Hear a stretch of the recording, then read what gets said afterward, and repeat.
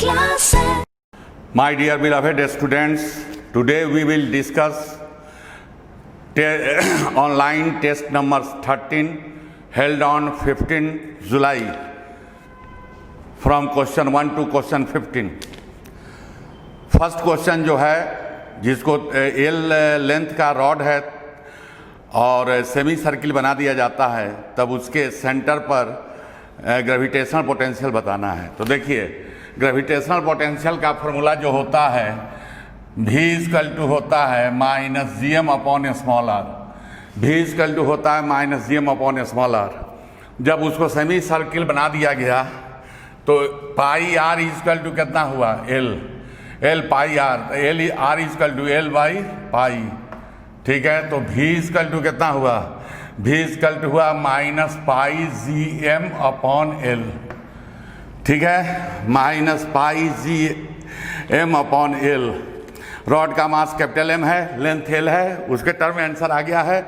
यहाँ V equal to minus pi G M upon L, और इसका आंसर जो होगा वो डी होगा। Clear. Second question is also related to gravitation. इसमें जो है एक स्फेरिकल सेल है जिसका मास कैपिटल एम है और रेडियस स्मॉल ए है, और सेंटर से उसके सेंटर से ए बाई टू पर, स्मॉल ए बाई टू पर एक कैपिटल एम मास रखा गया है। तब आपको बताना है ग्रेविटेशनल पोटेंशियल उस पॉइंट पर। थिन स्फेरिकल सेल के अंदर किसी भी पॉइंट पर ग्रेविटेशनल पोटेंशियल जो होता है वो कांस्टेंट होता है। कांस्टेंट का मतलब क्या हुआ, कांस्टेंट का मतलब हुआ कि वो रेडियस के बराबर होता है। तो V इक्वल टू कितना हुआ, V इक्वल टू हो गया minus G M upon A. ठीक है, V इक्वल टू हो गया माइनस जी एम अपॉन ए हो गया इनसाइड। जैसे मान लीजिए कि थिन स्फेरिकल सेल है और इसका मास m है और इसका रेडियस a है, और यहाँ पर P पॉइंट पर a बाई टू पर निकालना है। तो यहाँ पर माइनस a अब P पर कैपिटल M रखा गया है, तो उसका कितना हो जाएगा minus G M upon A by two. तो V इक्वल टू कितना हुआ minus three G M upon A. V equal to हो गया minus three G M upon A. ठीक है, क्लियर। इसका आंसर ए है, नो प्रॉब्लम। क्वेश्चन नंबर 3 जो है वो रिलेटेड टू सरफेस टेंशन है। Question number 3 related to surface tension है, और यहाँ पर जो है आपको क्वेश्चन नंबर 3 में देखिए E बराबर कितना होता है, E बराबर T इंटू टू ए। E बराबर T इंटू टू ए होता है। E1 बराबर कितना हो गया T into two A by to, क्योंकि यहाँ पर 50% रिड्यूस कर दिया जाता है। यहाँ पर एरिया को 50% रिड्यूस कर दिया जाता है, तो कितना हुआ 1/2। ठीक है, तो यहाँ पर जो है आपका A कैंसिल बराबर 80 हो गया। ठीक है, और परसेंटेज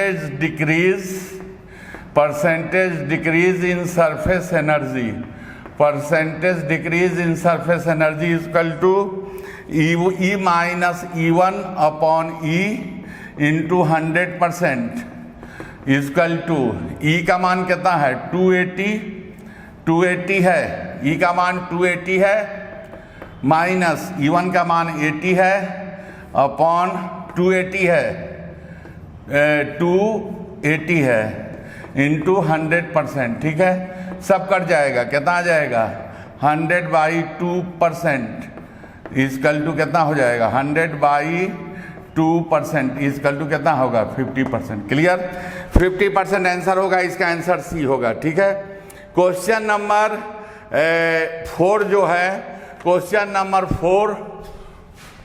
नंबर 4 जो है depression elasticity, related to elasticity है। डिप्रेशन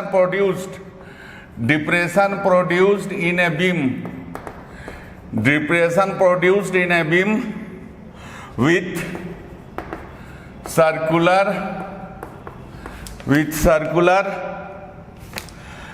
यहाँ पर जो है cross section, with circular cross section. ठीक है, विथ सर्कुलर क्रॉस सेक्शन।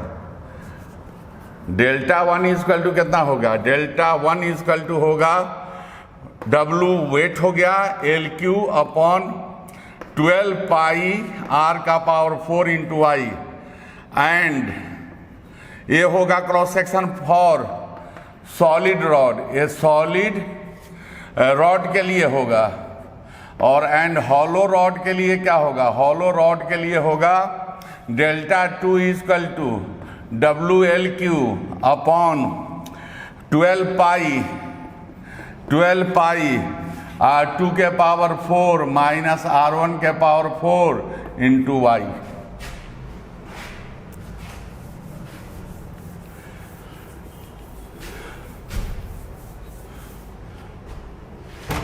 यहां पर जो है इसे इक्वेशन 1 मानेंगे, इसे इक्वेशन 2 मानेंगे, और 2 में 1 से डिवाइड करेंगे तो डेल्टा 2 में 1 से डेल्टा 2 अपॉन डेल्टा 1 बराबर R/4 अपॉन R2 के पावर 4 माइनस R1 के पावर 4। डेल्टा 2 इक्वल टू कितना हुआ?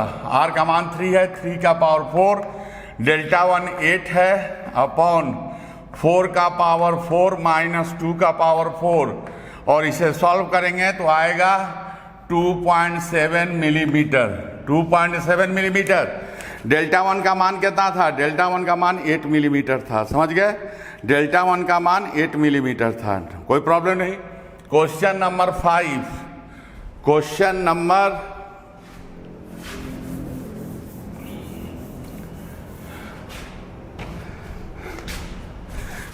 Number 5, rate of flow of heat जो होगा H इक्वल टू कितना होगा?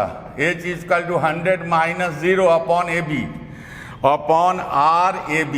पहले रॉड कितना है? AB, रॉड AB है और उसका एक एंड पर 100 डिग्री सेंटीग्रेड है और दूसरे एंड पर 0 डिग्री सेंटीग्रेड है। तो हीट करंट जो होगा, heat current equal to 100 by RAB। Heat current equal to 100 by RAB, और H equal to 100 minus TC, C point पर पूछ रहा है, 100 माइनस TC अपॉन RAC। ठीक है, तो RAC इक्वल टू कितना हुआ? RAC equal to 100 minus TC upon H होगा, और RAC equal to 100 minus TC upon H का मान कितना है? 100 बाई RB है, 100 बाई RAB है, RAB बराबर 100 माइनस TC अपॉन 100। RAB का मान कितना है? RAB का मान 20 है और RAC का मान 9 है। क्योंकि ये पॉइंट से 9 सेंटीमीटर पर पूछ रहा था, तो पूरा A और B के बीच का डिस्टेंस जो है 20 सेंटीमीटर है, और ये C पॉइंट पर जो हम माने हैं वो A से कितना है? 9 सेंटीमीटर पर। तो RAC कितना हो गया? 9, इससे ये कट गया, 5 हो गया, और TC इक्वल टू कितना आ जाएगा? TC equal to 100 minus 45 equal to 55 degree centigrade, equal to 55 degree centigrade. इसका आंसर सी होगा, इसका आंसर सी होगा। क्वेश्चन नंबर 5 का आंसर सी होगा।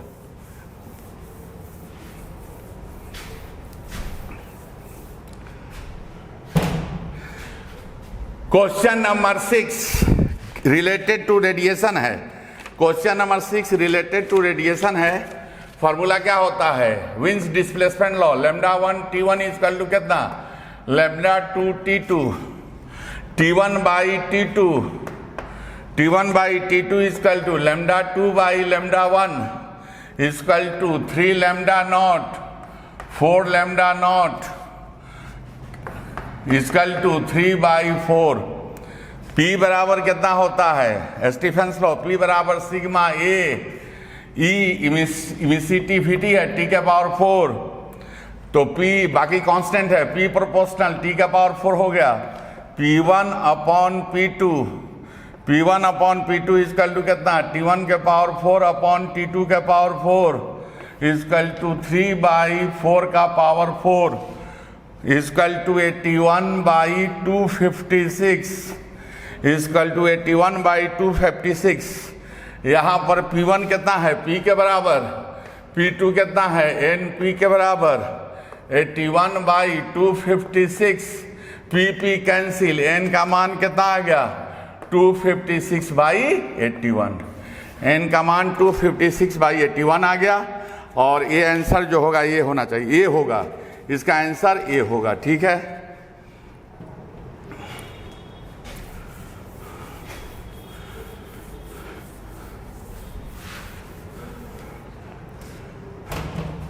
Question number 7 related to thermodynamics. Question number 7 related to thermodynamics. Cp minus Cv equal to कितना होता है, R। यहाँ पर Cp बराबर कितना होगा, R plus Cv। Cp/Cv equal to कितना होगा, गामा। ठीक है, R प्लस Cp का मान पुट कर दिया, R plus Cv equal to gamma into Cv। R equal to gamma -1 into Cv, और Cv इक्वल टू कितना हुआ, Cv equal to R upon gamma -1। Cv equal to होगा R अपॉन गामा -1। इसका answer जो होगा वो बी होगा। 7 का आंसर जो होगा वो बी होगा। Question number 8 related to KTG, kinetic theory of gases. PV बराबर कितना होता है, PV बराबर nRT। PV बराबर n की जगह small m by capital M molecular weight हुआ इक्वल टू RT। PV बराबर m को क्या लिख सकते हो, V into rho by M into RT। V cancel, m बराबर कितना हो गया, m बराबर हो गया rho RT upon P, MA upon MB। Ratio पूछ रहा है, मोलिकुलर वेट A और B का रेशियो पूछ रहा है। MA upon AB equal to rho A upon rho B into PB upon PA। Temperature same है, टेम्परेचर कैंसिल हो गया। Rho A upon rho B का वैल्यू कितना है 1.5, और PB अपॉन PA का मान कितना है 1/2। ये कितना हो गया 3/2, 1.5 3/2, 1/2, कितना आंसर आ गया 3/4। इसका आंसर जो आ गया वो 3/4 आ गया। ठीक है, नो प्रॉब्लम। तो इसका आंसर 3/4 आ गया। 8 का आंसर बी होगा। ठीक है, क्वेश्चन नंबर 9 जो है आइसोथर्मली कंप्रेस किया जाता है और एडियाबेटिकली कंप्रेस किया जाता है। Final pressure of gas clear है। फाइनल फॉर आइसोथर्मल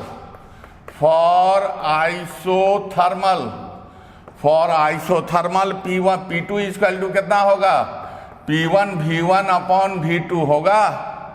लेकिन फॉर एडियाबेटिक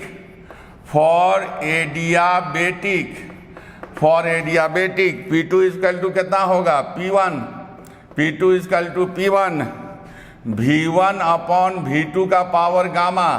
दोनों इक्वेशन देखने से लग रहा है कि एडियाबेटिक में मोर होगा, तो मोर होगा वर्क डन। यहाँ पर जो है प्रेशर जो होगा वो मोर होगा किसमें, एडियाबेटिक में। तो इसलिए इसका आंसर जो होगा वो ए होगा। 9 का आंसर जो होगा वो ए होगा। ठीक है, 9 का आंसर ए होगा। Question number 10 related to thermodynamics, heat engine. Eta equal to कितना हुआ, ईटा इक्वल टू हो गया, eta equal to 1 minus Q2 upon Q1 बराबर 1 माइनस कितना 150 अपॉन 200 बराबर 50 अपॉन 200 बराबर 1/4। ठीक है, और यहाँ पर eta equal to 1 minus T2 upon T1। Eta का मान 1/4 रख दें, 1 minus T2 upon T1, T2 upon T1 बराबर 1 माइनस 1/4 इक्वल टू 3/4। T2 और T2 बाई T1 का मान कितना है, T1 का मान 400 है, बाई 3/4, 4 100। T2 का मान कितना आ गया 300 केल्विन। ठीक है, क्वेश्चन नंबर 11 जो है, question number 11 related to SHM है। Question number 11 related to SHM है। और यहाँ पर जो है आपको t बराबर टाइम पीरियड, t बराबर कितना होगा 2 pi under root 6 plus small m upon 600 कौन सी है 600 शायद स्प्रिंग कांस्टेंट, यहाँ पर देख लेते हैं 600 K है स्प्रिंग कांस्टेंट, 600 न्यूटन पर मीटर। यहाँ पर आपको कितना हो गया t बाई 2 पाई बराबर under root 6 plus m upon 600, दोनों तरफ स्क्वायर कर दें, 6 plus m upon 600 equal to हो गया t का मान कितना दिया गया है 0.758 द होल स्क्वायर बाई 2 पाई को स्क्वायर करेंगे तो कितना होगा 4 पाई स्क्वायर और इसको सॉल्व कीजिएगा तो m का मान आ जाएगा 2.74 किलोग्राम। m का वैल्यू आ जाएगा 2.74 किलोग्राम और 2.74 किलोग्राम जो होगा वो आंसर बी होगा। 11 का आंसर बी होगा। 11 का आंसर बी होगा। क्वेश्चन नंबर 12 यहाँ पर देखिए, यहाँ पर दो अलग अलग दो स्प्रिंग ऐड किया गया है और दोनों स्प्रिंग ऐड किया गया है, दोनों अलग अलग है, पैरेलल में है। एक साइड को x मान लें तो x बराबर k प्लस k कितना होगा 2k, y बराबर कितना k प्लस k बराबर कितना 2k। अब सीरीज में है, दोनों को सीरीज में ले लें, 1 by k dash equal to 1 by 2k plus 1 by 2k बराबर 2 upon 2k, k 2 cancel, k dash equal to कितना आ गया k dash equal to k, t equal to कितना होगा 2 pi under root small m by k dash equal to 2 pi under root small m by k। इसका answer होगा t equal to 2 pi under root small m by k। और ये clear है आपको, ये answer जो है आपका सी है, ये आंसर आपका सी है, क्लियर है। क्वेश्चन नंबर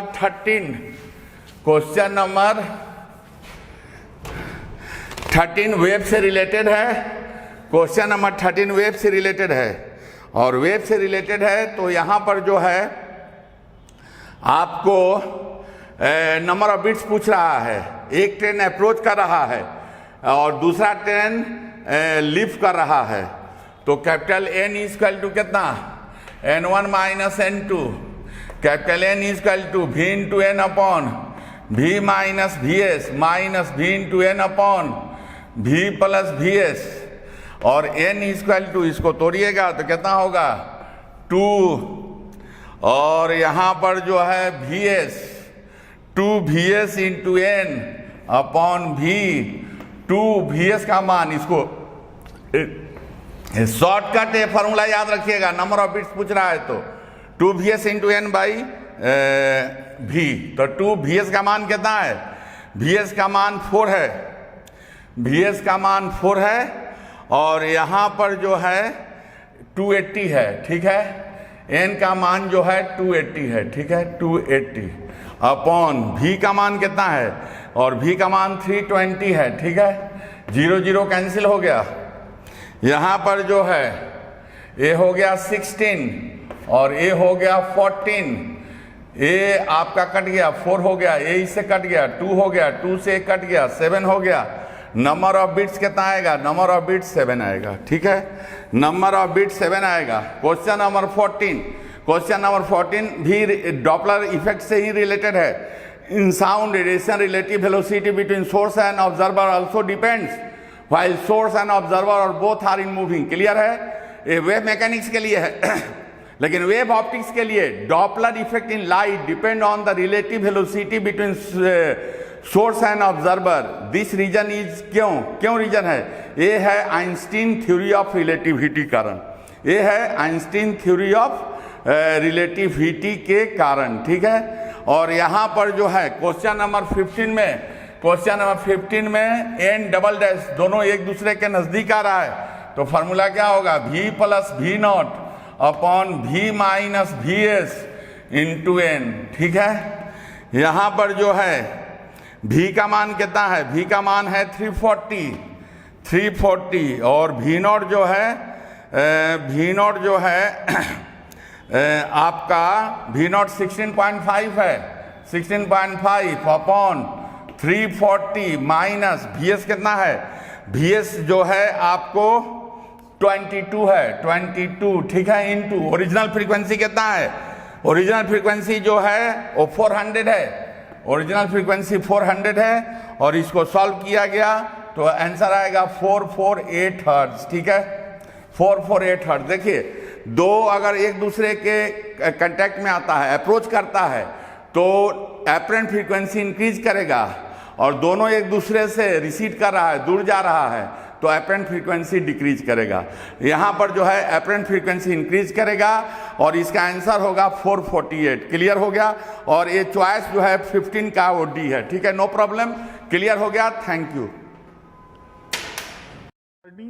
क्वेश्चन नंबर 16, इसमें लिखा है कि infinite state current carrying conductor जिसमें करंट की वैल्यू है I, ऑब्जर्वर है जो v वेलोसिटी से ट्रैवल कर रहा है, v की कुछ वैल्यूज गिवन है, लेकिन क्योंकि magnetic field frame of reference पे डिपेंड नहीं करता, तो इसलिए मैग्नेटिक फील्ड चाहे वो स्टेशनरी ऑब्जर्वर हो या फिर वो मूविंग ऑब्जर्वर हो, दोनों के रिस्पेक्ट में यहाँ पर मैग्नीट्यूड होगा same, mu naught I divided by 2πr। ये इनवर्ड डायरेक्शन में ऐसे स्ट्रेच करके कल करेंगे तो हो जाएगा। नेक्स्ट क्वेश्चन नंबर 17 में दो straight parallel current carrying conductors हैं, इनके मिड पॉइंट पर मैग्नेटिक फील्ड बताना है, बताना नहीं है, इनफैक्ट गिवन है 10 माइक्रो टेस्ला, जब दोनों में करंट के डायरेक्शन सेम है।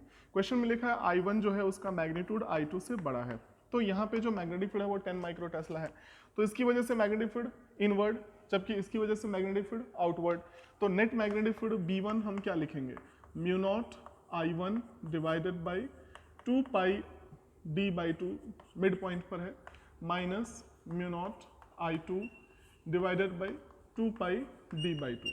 और जब दोनों में करंट्स के डायरेक्शंस ऑपोजिट हो जाएंगे, जैसे ये नीचे अगर होता तो फिर हम ऐसे स्ट्रेच करके ऐसे कल करते, तब ये दोनों सेम डायरेक्शन में यहाँ मैग्नेटिक फील्ड डेवलप करते, तो सेम डायरेक्शन वाला मैग्नेटिक फील्ड B2 जो है वो हमें मिलता mu naught divided by 2πd/2 I1 plus I2, यहाँ प्लस हो जाता है क्योंकि जब ऑपोजिटली डायरेक्टेड करंट्स होते तो मैग्नीट्यूड दोनों मैग्नेटिक फील्ड्स के क्या हो जाते हैं, सेम। तो B1 हमें 10 गिवन है और B2 हमें 30 गिवन है, तो हम लिख लेते हैं I1 माइनस I2, ये तो हमें 10 गिवन है इस इक्वेशन के हिसाब से, क्योंकि म्यू नॉट अपॉन 2πd जो है वो इसमें कैंसिल हो जाएगा जब आप इसको करेंगे डिवाइड तो, और यहाँ से हमें I1 प्लस I2 जो है वो 30 मिलेगा, क्योंकि हमसे क्वेश्चन में सिर्फ ये पूछा है कि इनका रेशियो क्या है I1 I2 का, तो दोनों को अगर हम डिवाइड कर दें तो I1 प्लस I1 2I1 हो जाएगा, इधर 40 हो जाएगा, तो I1 की वैल्यू तो 20 हो गई और इसलिए I2 की वैल्यू जो है वो 10 हो जाएगी। I1 I2 दोनों को डिवाइड कर दो, 2:1 आ जाएगा।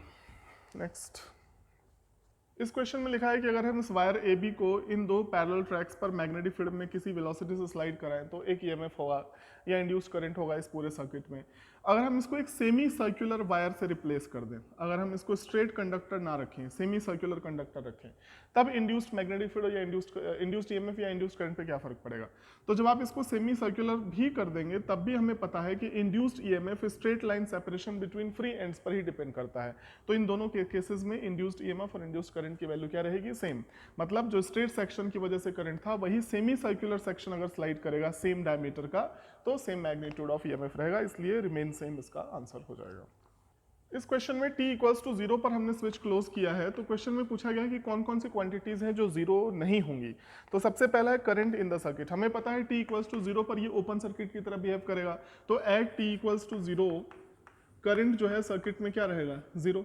मतलब हमसे ये पूछा गया है कि कौन सी फिजिकल क्वांटिटी 0 नहीं होगी, तो करंट तो 0 ही होगा, ये आंसर हो नहीं सकता। Magnetic field energy in the inductor, तो जब इसमें करंट नहीं है तो हाफ Li² के हिसाब से मैग्नेटिक एनर्जी भी 0 होनी चाहिए, तो U is equal to half Li², इसकी वैल्यू भी क्या हो जाएगी, 0, क्योंकि t इक्वल्स टू 0 पर सर्किट में करंट ही 0 है।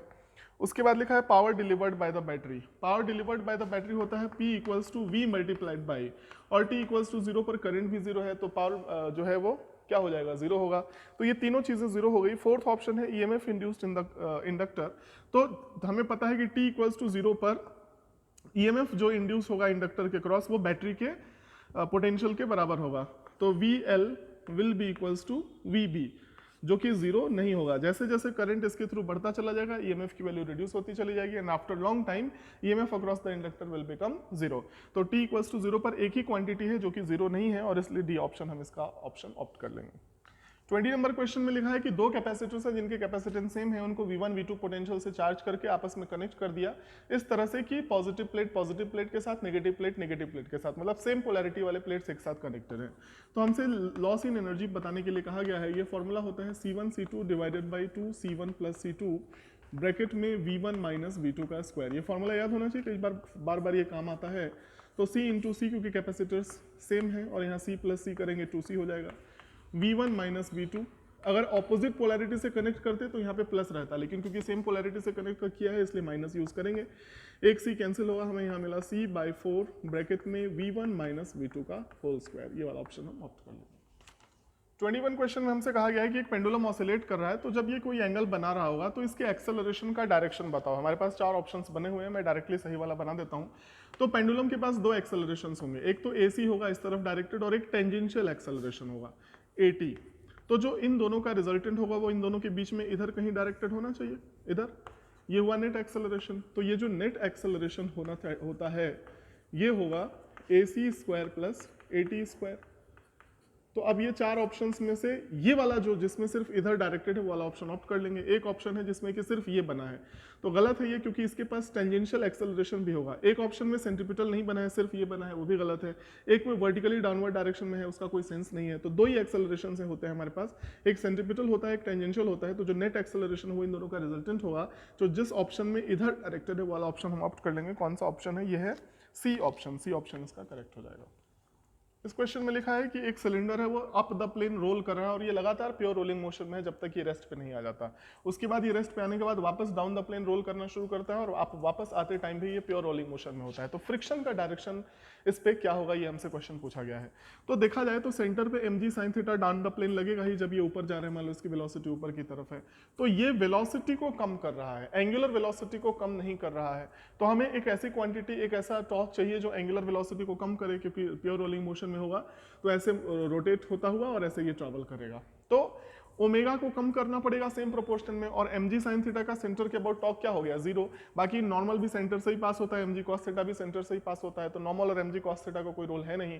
तो जरूरत है ओमेगा को भी सेम प्रोपोर्शन में कम करने की।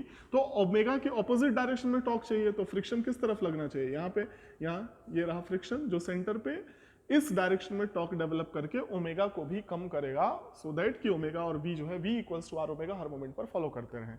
और जब ये डाउनवर्ड डायरेक्शन में आना शुरू करेगा तब भी यही कहानी होगी।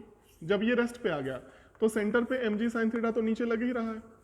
अब mg sin थीटा तो सिर्फ v बढ़ा रहा है, अगर फ्रिक्शन नहीं होता तो ये स्लिप करता हुआ नीचे आ जाता। तो हमें क्या चाहिए कि अगर v इसके पास है तो इधर इस डायरेक्शन में हमें ओमेगा चाहिए, तो फ्रिक्शन इधर ही काम करेगा जो इस डायरेक्शन में ओमेगा को बढ़ाएगा एज v के साथ साथ, सो दैट कि v equals to R omega वाली कंडीशन हर मोमेंट पे फॉलो होती रहे।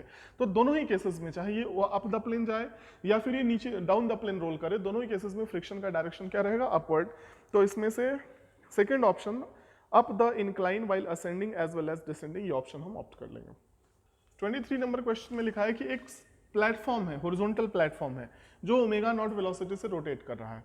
अब इसके इस एंड से एक टॉर्टवाइज है जो एक कॉर्ड के अलोंग कांस्टेंट वेलोसिटी से ट्रैवल कर रहा है।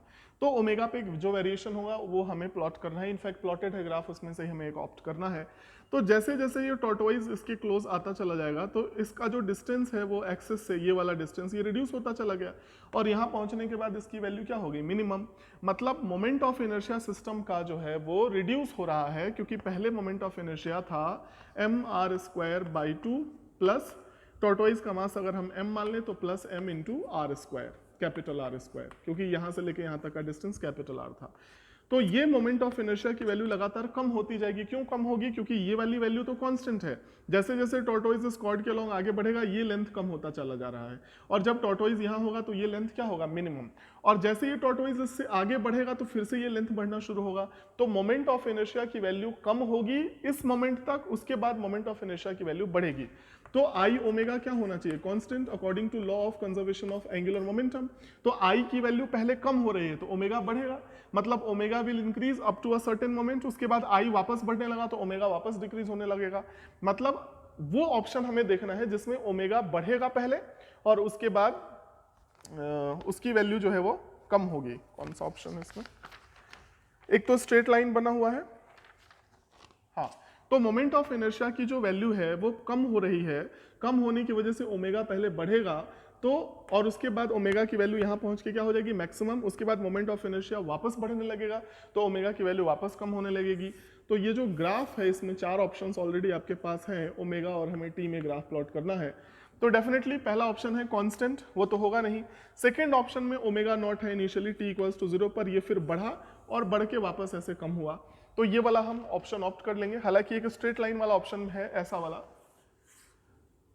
ऐसा ऑप्शन भी है ओमेगा और टी में, तो ये ऑप्शन हम इसलिए नहीं लेंगे क्योंकि ये लीनियर वेरिएशन नहीं हो रहा है। आप देखेंगे तो ये जो डिस्टेंस है वो वी के स्क्वायर में आएगा, मतलब टी का पावर 2 आने वाला है, तो स्ट्रेट लाइन तो फॉलो नहीं करेगा। अब पूरा डिटेल में इक्वेशन लिख के भी हम एग्जैक्टली इंटरप्रेट कर सकते हैं, लेकिन आपको खुद ही आइडिया लगा लेना चाहिए कि जब, क्योंकि यहाँ पे ये वाला जो डिस्टेंस अगर हम इसको वी माने तो ये वाला जो डिस्टेंस है ये पूरा मान लो डी, तो ये डी माइनस वी हो जाएगा, तो d माइनस वी का जो स्क्वायर है उसमें t का पावर 2 आएगा, तो लीनियर वेरिएशन तो हो नहीं सकता। तो ग्राफ कैसा होना चाहिए, फिर ये वाला होना चाहिए, तो हम ये वाला ऑप्शन ऑप्ट कर लेंगे। हमारे पास दो कंडक्टिंग स्पेयर्स हैं जिनके कैपेसिटेंसेस C1 एंड C2 हैं, इनको हमने, और इनके ऊपर कुछ ना कुछ चार्ज है, दोनों के ऊपर कितना है वो हमें नहीं गिवन है। उसके बाद हमने स्विच क्लोज किया, स्विच क्लोज करने के बाद थोड़ी देर के बाद वापस से डिस्कनेक्ट कर दिया और दोनों स्पेयर्स को आइसोलेट कर दिया। तो आइसोलेट करने के बाद इस पे चार्ज Q1 हो जाता है और उस पे चार्ज Q2 हो जाता है। तो क्वेश्चन में ये लिखा है कि C1 Q1 के कौन से रिलेशन में से सही है। तो जब भी आप दो स्पेयर्स को एक दूसरे से कॉन्टैक्ट में लाते हैं या कनेक्ट करते हैं तो क्या होता है कि एक का चार्ज दूसरे वाले पे फ्लो करता है, जिसका पोटेंशियल ज्यादा है उससे चार्ज हमेशा लोअर पोटेंशियल वाले पे फ्लो करेगा, और ये कब तक हुआ, जब तक दोनों के पोटेंशियल सेम नहीं हो जाते, और ये क्विक प्रोसेस होता है, तुरंत हो जाएगा। तो इसका जो पोटेंशियल है और उस स्फीयर का जो पोटेंशियल है वो दोनों क्या होने चाहिए, सेम। तो V इक्वल्स टू होता है Q बाई C, तो Q1 by C1 is equal to Q2 by C2, तो हम कहेंगे Q1 by Q2 C1 by C2, ये वाला ऑप्शन हम ऑप्ट कर लेंगे, ऐसा ही हो जाएगा। स्टेटमेंट 1 में लिखा है, क्वेश्चन नंबर 25 में स्टेटमेंट 1 में लिखा है, it is easier to pull a heavy object than to push it on a level ground. तो ऐसा हॉरिजॉन्टल सरफेस है, इसमें इसको हमने पुल किया और इसको इसमें पुश किया, तो दोनों में से कौन सा प्रोसेस आसान है। तो हमने पढ़ा है कि पुल करने वाला प्रोसेस आसान है क्योंकि फोर्स का एक कंपोनेंट ऊपर बनता है, फोर्स का दूसरा कंपोनेंट इधर होगा, इधर वाले कंपोनेंट को नॉर्मल के साथ ऐड होके क्या हो जाएगा, n प्लस कुछ भी है, जैसे थीटा है तो f sine theta is equal to mg, तो यहाँ से नॉर्मल हो जाता है mg minus f sine theta, तो नॉर्मल की वैल्यू यहाँ पे रिड्यूस हो रही है, तो डेफिनेटली फ्रिक्शन जो है वो कम होगा। यहाँ पे देखें और सेम एंगल माने तो इसका इधर वाला कंपोनेंट f cos थीटा हो जाएगा, इधर वाला कंपोनेंट f sin थीटा होगा। तो f sin थीटा जो है अब इस बार किसके साथ बैलेंस्ड है, mg के साथ, तो n ऊपर mg और f sin थीटा नीचे, तो f sin theta plus mg हो गया। तो कहीं ना कहीं नॉर्मल जो है इस केस में बढ़ता है और इसलिए फ्रिक्शन बढ़ जाता है, और इसलिए पुश करके स्लाइड करा पाना कंपेरेटिवली मुश्किल है, तो हम कहेंगे कि पुल करना आसान है। तो पहले स्टेटमेंट में यही लिखा है, तो पहला स्टेटमेंट बिल्कुल सही है। वजह मैंने बता दी, हालांकि वजह के बारे में इसमें कोई बात करी नहीं गई है। तो स्टेटमेंट 2 में लिखा है, the magnitude of frictional force depends on the nature of two contact surfaces in contact. बिल्कुल सही है, लेकिन मैग्नीट्यूड ऑफ फ्रिक्शनल फोर्स दो कॉन्टैक्ट सर्फेसेस के नेचर पे डिपेंड तो करता है, लेकिन क्या ये पुल पुश करने की वजह में कम ज़्यादा फोर्स के को मतलब इम्प्लाई कर रहा है, तो ऐसा बिल्कुल नहीं है, क्योंकि पुल और पुश में ये नॉर्मल जो है वो उसके चेंज होने की वजह से हुआ है। कोएफिशिएंट ऑफ फ्रिक्शन दोनों में क्या है, सेम। तो दूसरा स्टेटमेंट तो बिल्कुल सही है, the magnitude of frictional force depends on the nature of two contact surfaces, लेकिन ये एक्सप्लेनेशन नहीं है कि इजियर कौन सा है इन दोनों में से। इसलिए फर्स्ट स्टेटमेंट भी सही है, सेकंड स्टेटमेंट भी सही है, but second statement is not correct explanation of the statement number 1, that's why will opt the option 2।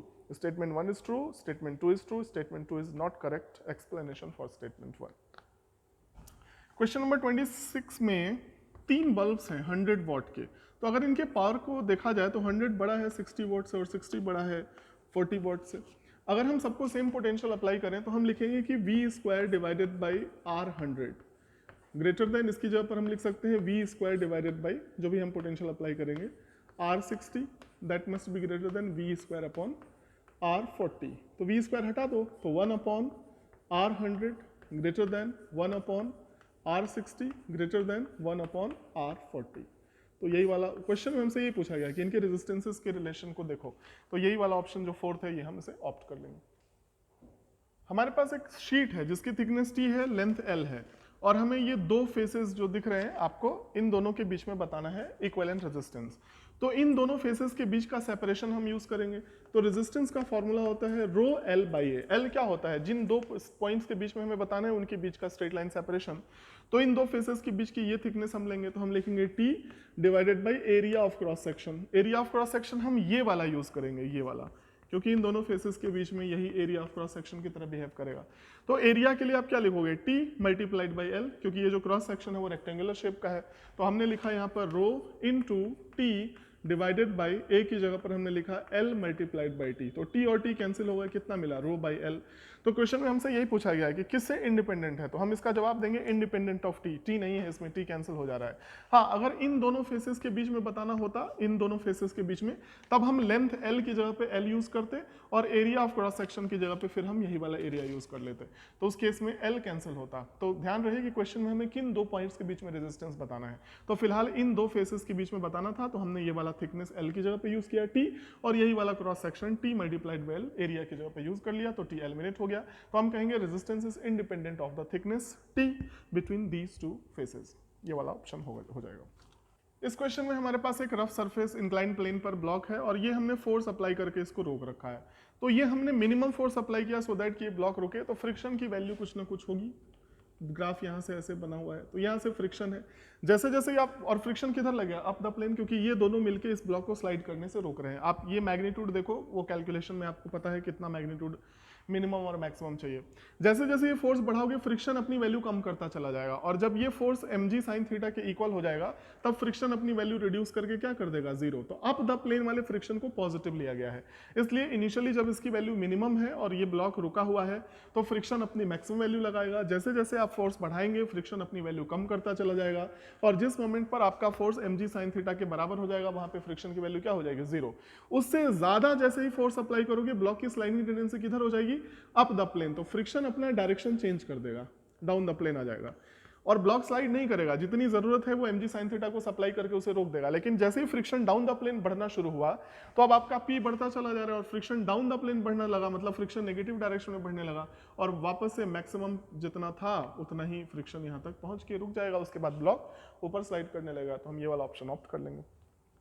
इस क्वेश्चन में हमें एल लेंथ का एक कंडक्टर है जिसको हमने क्लोज कर दिया और क्लोज करके एक लूप बना दिया। तो जब ये सर्कल में कन्वर्ट हो जाएगा तो 2 pi R is equal to हमें क्या लिखना चाहिए, एल। तो R is equal to L upon 2 pi. मतलब एल लेंथ के स्ट्रिंग से या जो कंडक्टर है उससे जब आप लूप बनाओगे तो उसका रेडियस एल अपॉन 2 पाई हो जाएगा। उसके बाद करंट इसमें ऐसे फ्लो कर रहा है। तो देखो ये छोटा एलिमेंट कंसिडर करो, मैग्नेटिक फील्ड इनवर्ड है, तो करंट की डायरेक्शन में 4 फिंगर्स को स्ट्रेच करो, ऐसे कर्ल कर दो, थंब किधर पॉइंट आउट कर रहा है, आउटवर्ड। मतलब इस एलिमेंट पर जो छोटा सा फोर्स dF लगेगा वो आउटवर्ड होगा।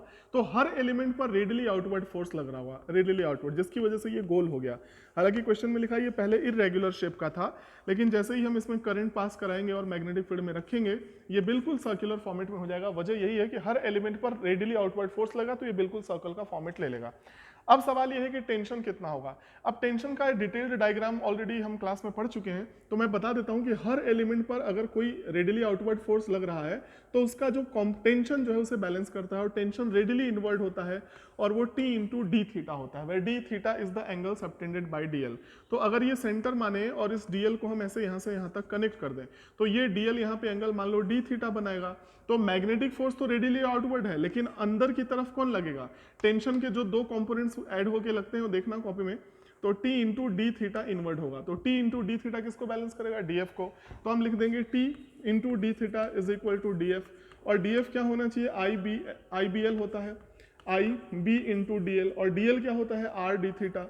तो T D theta is equal to IB R D theta, और डी थीटा कैंसिल हो गया। तो tension developed in the ring कितना हो गया, IBR, और R की जगह पे L अपॉन 2 पाई पुट कर दो।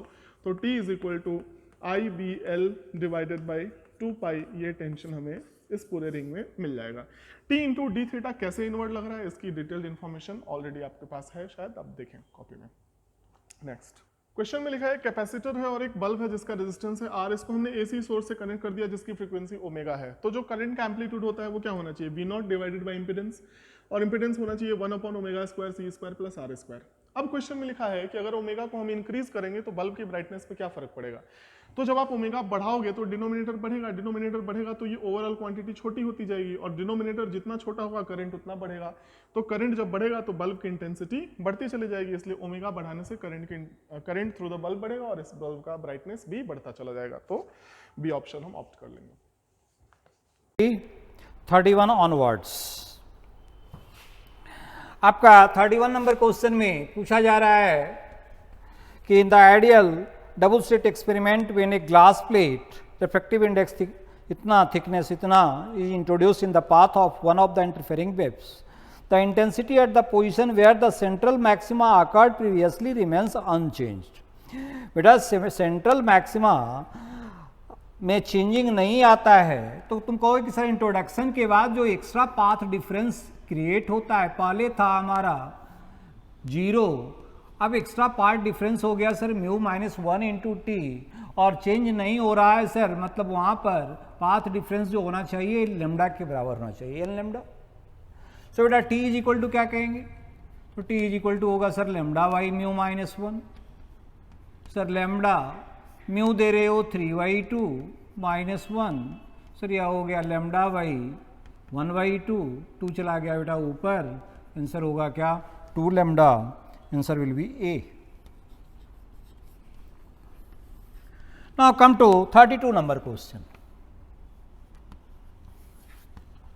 कह रहा है light has amplitude A and angle between analyser and polariser is 60 degree, light is reflected by analyser has amplitude.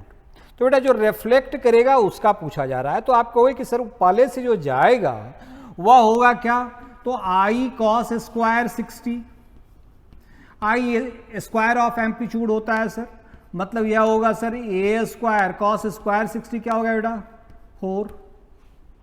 तो आप कहोगे कि सर अगर यह होना चाहिए ए डैश के रूप में लिखें, है ना, तो ये होना चाहिए सर क्या रूट आई डैश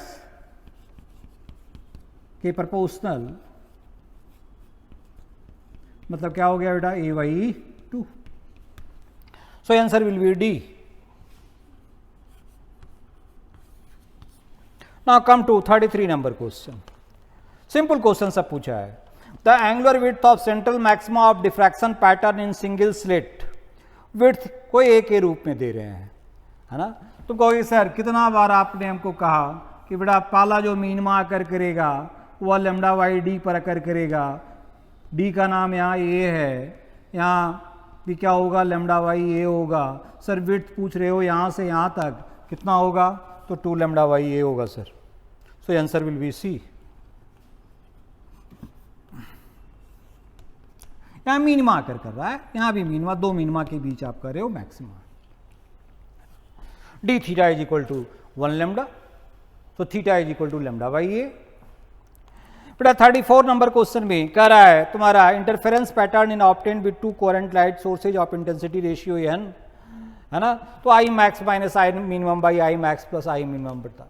देख मैंने पहले ही बना दिया है, I1 बटा I2 is equal to N दिया हुआ है, तो कहेगा आई मैक्स का मतलब है I1 plus I2 plus 2 root I1 I2, I minimum का मतलब यह है इतना sir I max minus I minimum करेंगे तो क्या होगा, तो ये माइनस माइनस प्लस हो गया sir 4 root I1 I2, by I max plus I minimum करेंगे तो 2I1 प्लस 2I2 हो जाएगा सर, ये सब टर्म कैंसिल, सो 2 2 जा 4, ये मिलेगा 2 root I1 I2 by I1 plus I2। Sir I1 को हम लिख सकते हैं NI2, तो NI2 इंटू I2 NI2 का स्क्वायर, NI2 प्लस I2 बेटा कॉमन ले लिए, यहाँ I2 का स्क्वायर बाहर कर दिया, I2 कैंसिल हो गया, 2 root n by n plus 1, so your answer will be सी।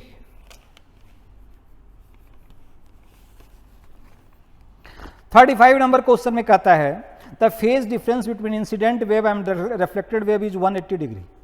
तो आपको मैंने बताया है कि जब भी रिजिड बाउंड्री से टकरा करके लौटेगा तो आपका है ना, लाइट वेव और इंसिडेंट वेव के बीच एंगल का डिफरेंस कितना का हो जाएगा, 180 डिग्री का हो जाएगा। तो आप कहोगे कि सर जब ग्लास में जाएगा एयर से, ग्लास हमारा डेंसर है ना, एयर से ग्लास में जाएगा तो हमारा क्या होगा, 180 डिग्री का होगा। So answer will be A, 35 A. Now come to 36 number question. सब सिंपल क्वेश्चन इस बार मैंने पूछा है आप लोगों से। अब सब बच्चा को जवाब देना चाहिए, सबका आंसर करेक्ट होना चाहिए था। देखते हैं है ना कितना सब किया है सब। 36 नंबर में दे रहा हूं एक प्लेन मिरर, प्लेन मिरर के ऊपर रख दिया है एक कन्वेक्स मिरर, कह रहा है एक पिन है, जहां पर ऑब्जेक्ट है वहीं पर इमेज है। इसका मतलब इस पर से जो लाइट आकर पड़ा वो अपने पाथ को क्या करना चाहिए, रिट्रेस करना चाहिए। मतलब इस पर नॉर्मली गिरना चाहिए। आपको कि सर नॉर्मल लाइट गिर रहा है, ये पैरेलल हो रहा है, मतलब ये डिस्टेंस हमारा फोकल लेंथ ही है सर। सो 15 सेंटीमीटर बेटा डिस्टेंस दिया हुआ है, सो answer will B 15 centimetre itself, focal length f is equal to 15 centimeter. Now come to question number 37.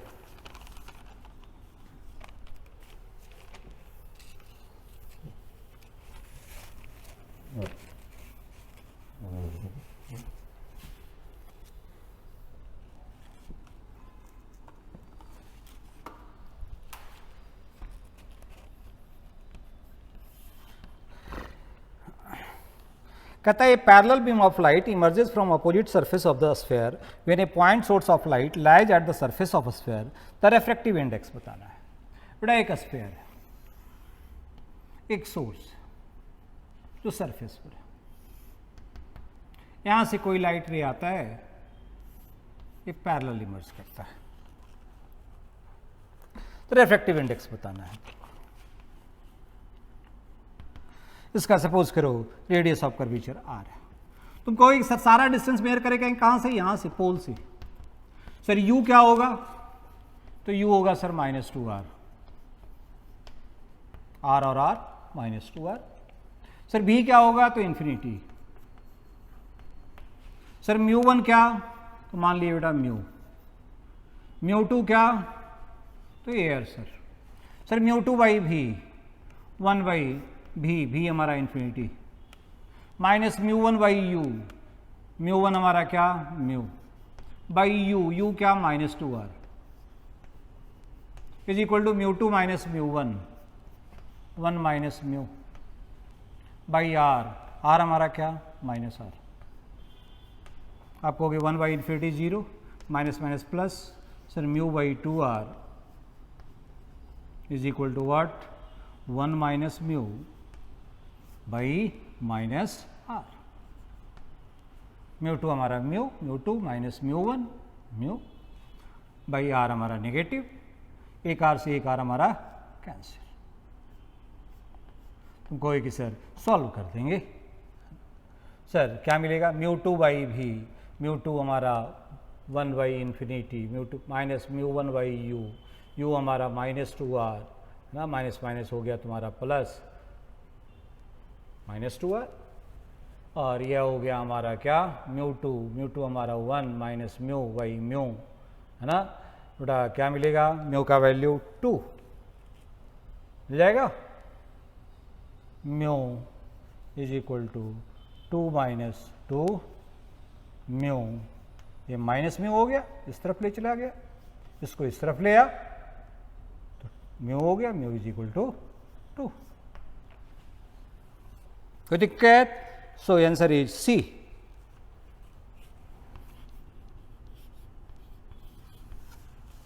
बेटा 38 नंबर में आप लोगों को ग्रेस मिलेगा, क्योंकि फिगर जो है गलत टाइप हो गया है। मैं समझा देता हूं सबको।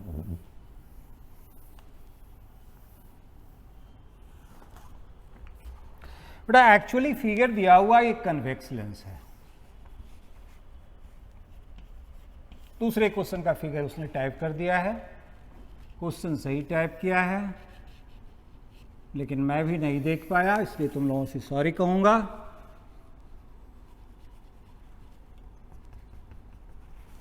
बेटा एक कन्वेक्स लेंस है और ये इसका प्राइमरी फोकस है, यहां से x डिस्टेंस पर एक ऑब्जेक्ट है, ये सेकेंडरी फोकस है और यहां पर हमारा इमेज है और यह डिस्टेंस दिया हुआ है x डैश। आपसे रिलेशन पूछा जा रहा है, यही क्वेश्चन है। आपको याद होगा डिस्प्लेसमेंट मेथड में मैंने बताया था for real image to be formed,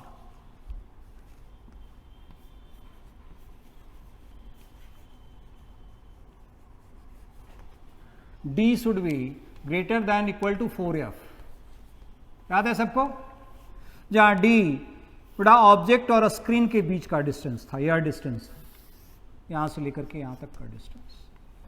आप कहोगे सर यहां से यहां तक का डिस्टेंस होगा क्या क्वेश्चन के अनुसार?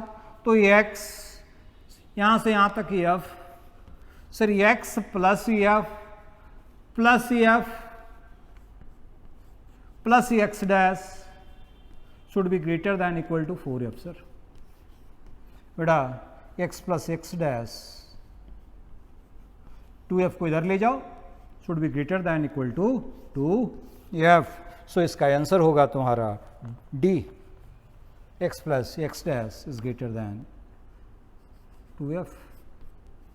सो फिगर सुधार लोगे सब, है ना? तुम्हारा 39 नंबर क्वेश्चन में आता है। 39 में कहता है एक स्फेरिकल फिश बॉल है, स्फेरिकल है, रेडियस 10 सेंटीमीटर है, रिफ्रैक्टिव इंडेक्स का 4/3 है। कहता है there is a small fish at a distance 4 centimetre from the centre, centre से 4 सेंटीमीटर के डिस्टेंस पर यह है। तो बता where the image of fish will appear if seen from E. अगर इस तरफ से हम देखते हैं तो तुम कहोगे कि सर u क्या हो गया? तो u हो गया सर -6, भी जानना है। μ1 क्या हो गया? तो 4/3 जहां से लाइट चला। सर μ2 क्या हो गया? तो 1। सर पुट कर दिए फॉर्मूला में μ2/v, है ना, minus μ1/u is equal to μ2 minus μ1/r। Sir r हमारा कितना? तो -10 सेंटीमीटर। r क्या लोगे? -10, क्योंकि लाइट रे आपका ऐसे जाएगा सर, सारा डिस्टेंस इधर से मेजर करेंगे, पुट कर देंगे और निकाल लेंगे b आएगा आपका -5.2 के लगभग। So answer will be 5.2 centimeter. Clear? Now come to the next question. 40 number.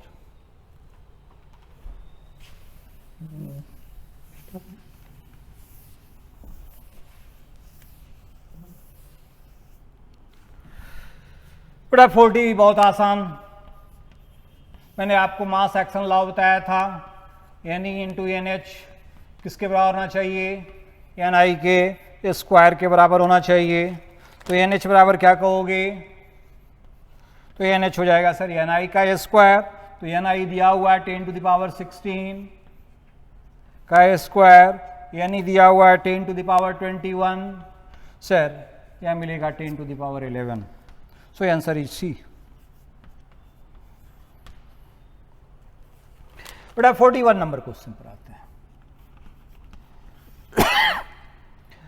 बेटा आप देख रहे हो कि दो डायोड आपका जो है सर्किट को हम सिंप्लीफाई कर रहे हैं। एक 10 वोल्ट का बैटरी है, एक 2 किलो ओम का रेसिस्टेंस है, यहां एक 14 किलो ओम का रेसिस्टेंस है। बेटा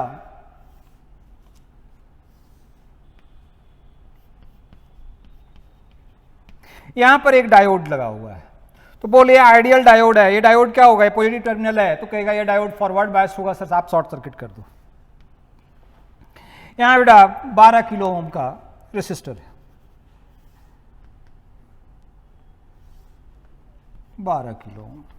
सर ये डायोड भी फॉरवर्ड बायस्ड होगा, इसको भी शॉर्ट सर्किट कर दो। अब बता, जब ये शॉर्ट हो जाएगा तो जो पॉइंट यह होगा वही पॉइंट यह होगा, जो पॉइंट यह होगा वही पॉइंट यह होगा। आपको होगा कि सर जो पॉइंट यह होगा वही पॉइंट यह होगा, सर इसमें करंट नहीं जाएगा।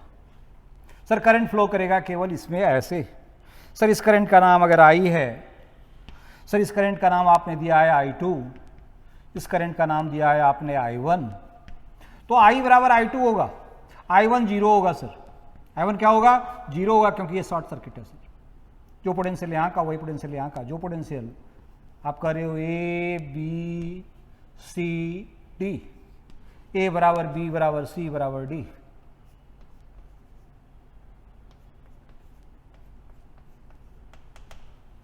पोटेंशियल के रूप, तो इसमें कोई करंट फ्लो नहीं करेगा। यहाँ कोई रेसिस्टेंस नहीं है बेटा, लेकिन हम दिखा देंगे आपको कि सर करंट, यही करंट जो सेम करंट ये आई हमारा फ्लो करेगा यहाँ से ऐसे, ये भी आई होगा, ये भी आई होगा, ये भी आई होगा। सर इसमें भी करंट जीरो होगा, इसमें भी करंट जीरो होगा। तो आपको होगा कि सर आई कितना होना चाहिए, तो आई होना चाहिए सर 10/2, मतलब 5 मिली एम्पियर, और यही I2 के बराबर होना चाहिए, और I1 होना चाहिए सर 0। तो answer will be what, D, 0 and 5 milli ampere. Clear? Now come to 42 number question.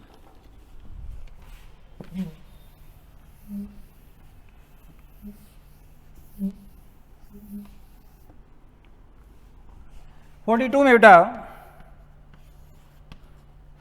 आपका दिया हुआ है कि बता कर रहा है वेब फॉर्म जो दिया हुआ है उसमें बता, apply the following circuit which produce which of the following output web form assuming ideal diode configuration. R1 बराबर R2 दिया हुआ है,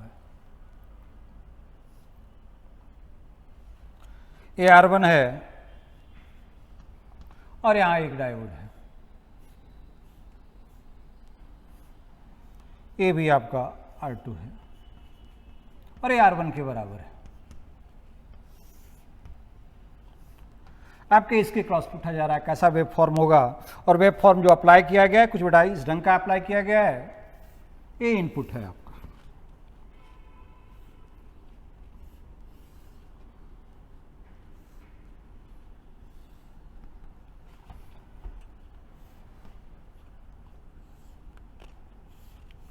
तुम कहोगे कि सर अगर रेसिस्टेंस नहीं होता तो ये डायोड में ये जो आउटपुट मिलता सर ये नहीं मिलता, ये भी नहीं मिलता, सर ये मिलता, सर ये मिलता। अगर ये दोनों रेसिस्टेंस नहीं रहता तो डायरेक्टली हम कहते कि ये दोनों निगेटिव के लिए निगेटिव के साथ होता तो ये हमारा 5 वोल्ट होता। लेकिन बेटा जो रेसिस्टेंस इसका है वही रेसिस्टेंस इसका है, तो दोनों तरफ आप कहोगे कि सर इक्वल होगा। तो सर ये जो है 5 वोल्ट आप दे रहे हो, -5 वोल्ट, तो सर यहां भी उतना ही एम्पियर हो जाएगा, यहां भी उतना ही एम्पियर हो जाएगा, मतलब 5 का आधा कितना हो जाएगा बेटा 2.5। आपका आउटपुट जो होगा वह 2.5 के अनुसार से सर इसका आधा मिल जाएगा, क्योंकि दोनों रेसिस्टेंस आपका दिया हुआ है सेम, और निगेटिव में मिलेगा सर। ये हमारा 2.5 होगा, यहां भी ड्रॉप, यहां भी ड्रॉप, तो इस दोनों को मिला करके रेजिस्टेंस इक्वल है, तो यहां पर इस दोनों पर भी 2.5 आना चाहिए, है ना, समझ गए? तब तुम्हारा 5 मिलेगा। अब आते हैं 43 नंबर क्वेश्चन में।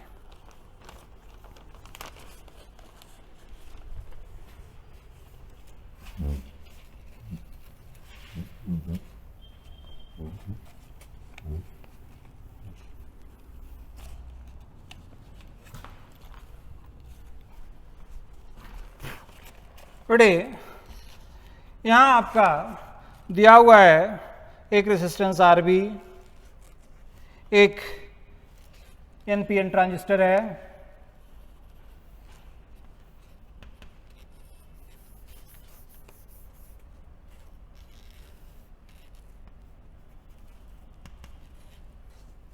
एक रेसिस्टेंस आपका RC,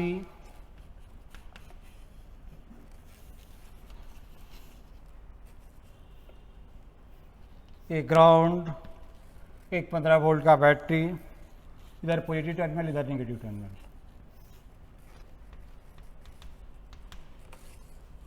बोल, हम किरचॉफ लॉ लागू करते हैं, है ना, ये हमारा IC। तो कहेगा कि सर VC हमारा दिया हुआ है बेटा 7 वोल्ट, VC डाटा जो है 7 वोल्ट है। तो कहेगा कि sir IC RC plus VC मिलकर के होना चाहिए 15 वोल्ट, मतलब 15 बराबर होना चाहिए sir VC 7 plus IC RC। Sir RC का रहे हो 2 किलो ओम, है ना, RC हमारा दिया हुआ है 2 किलो ओम। तो यह हो गया sir 2 into 10 to the power 3। सो IC मिला सर 15 में से 7 घटा दो, 8, 8 घटा 2, 4 मिली एम्पियर। सर बीटा आपने पढ़ाया IC/I IB, सो IB हो गया सर कितना, तो 4/बीटा, और बीटा दे रहे हो 100, मतलब 0.04 मिली एम्पियर। सो बेटा आंसर है इसका B।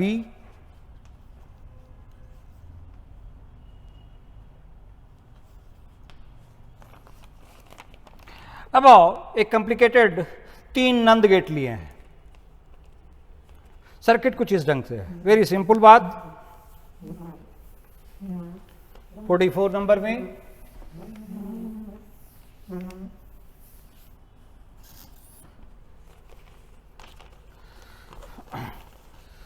बेटा एक नंद गेट है, नॉट एंड गेट है। इसका एक इनपुट आप 0 ले रहे हो और दूसरा इनपुट कुछ इस ढंग से आप दिखा रहे हो।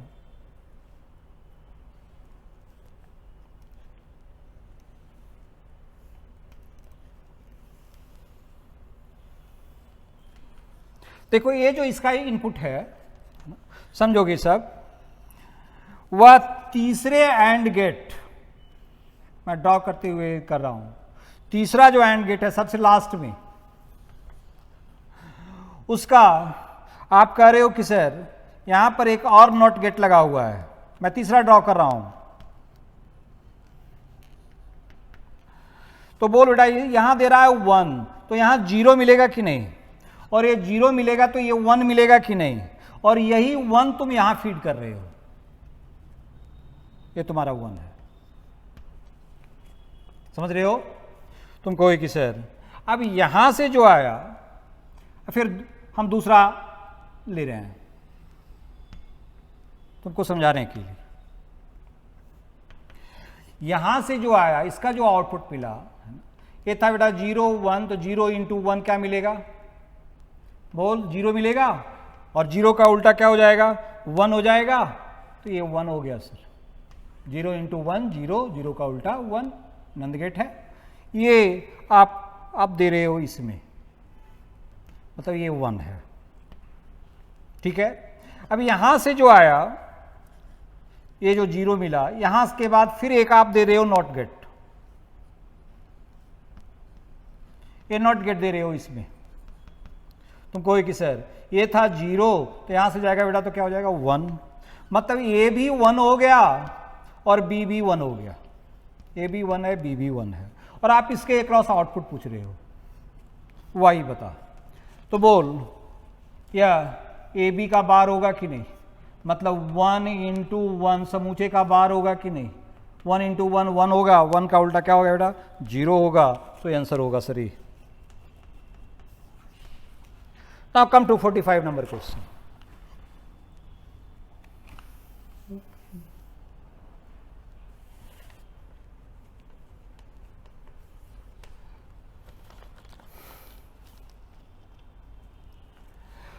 कह रहा है वे सिंगल पीएन जंक्शन डायोड,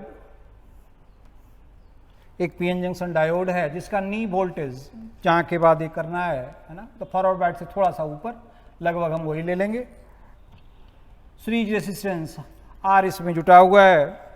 एक आप कह रहे हो कि सर 2.6 वोल्ट की बैटरी है। सर्किट केवल लैंग्वेज के रूप में लिखा हुआ है बेटा, आपको केवल समझना है। कहता है इस आर का वैल्यू बता, कितना रेसिस्टेंस जोड़ेंगे, तो क्या कहेगा आर बराबर सर 2.6 में 0.6 यहां ड्रॉप हो गया है ना, तो कितना मिलेगा बेटा आर बराबर 2.6 माइनस 0.6 बाई आप कहोगे कि सर 5 मिली एम्पियर का करंट फ्लो कर रहा है, तो 5 मिली एम्पियर करंट दिया हुआ है, तो 5 into 10 to the power -3 sir ये हो गया 2/5 into 10 to the power -3 sir ये हो गया 4 5 चौक 20 400 ohm. So answer will be C, answer is. सारे क्वेश्चंस हो गए? ओके